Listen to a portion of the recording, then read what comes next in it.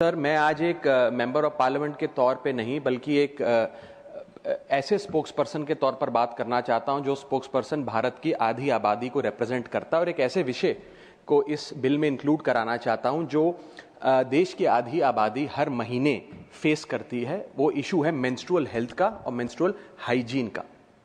Sir, समाज में इस विषय को जानते सब हैं लेकिन बात करने से कतराते हैं और हमारे समाज ने मेंस्ट्रुअल हेल्थ और मेंस्ट्रुअल हाइजीन के इस इशू को साइंस का इशू नहीं बल्कि साइलेंस का एक इशू बना दिया है और ये एक नेचुरल बायोलॉजिकल प्रोसेस को एक सोशल टैबू में तब्दील कर दिया है। सर, ये विषय तो नेचुरल है लेकिन इस पर बात ना करना अननेचुरल है। और इसी के साथ साथ सर मैं ये भी कहना चाहता हूं कि आज भारत देश में लगभग 35 करोड़ से ज्यादा महिलाएं मेंस्ट्रुअल साइकिल की इस प्रोसेस से गुजर रही हैं, जिसमें से 120 मिलियन यानी कि 12 crore adolescent girls face menstrual hygiene and challenges every single year and as a result 23 million girls यानी कि 2.3 करोड़ गर्ल्स हर साल स्कूल से ड्रॉप आउट हो जाती हैं, स्कूल जाना बंद कर देती हैं क्योंकि वहां इनएडिक्वेट मेंस्ट्रुअल हेल्थ फैसिलिटीज हैं।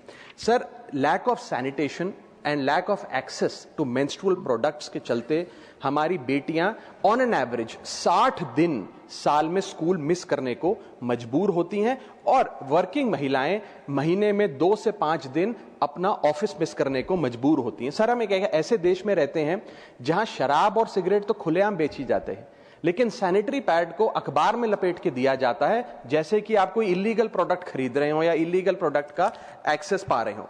पीरियड नेचुरल है लेकिन स्टिग्मा उसके अराउंड जो है वो अननेचुरल है। साइंस नेचुरल है लेकिन उसके अराउंड साइलेंस अननेचुरल है।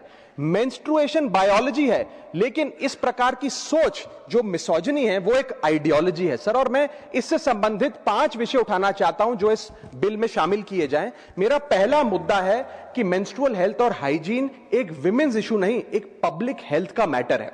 सर, एक सर्वे बताता है कि मेंस्ट्रुअल हाइजीन के चलते लगभग 91.7% महिलाएं किसी न किसी प्रकार की एक बीमारी का शिकार होती हैं जिसके चलते वे डॉक्टर के पास नहीं जा पाती हैं क्योंकि एक सोशल स्टिग्मा इसके अराउंड अटैच कर दिया गया है और फीमेल डॉक्टर्स की कमी रहती है।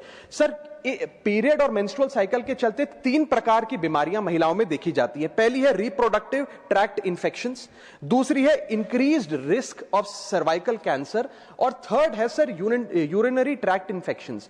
इन इंफेक्शंस को ना असेस किया जाता है और ना इन बीमारियों का इलाज किया जाता है क्योंकि ये एक सोशल टैबू और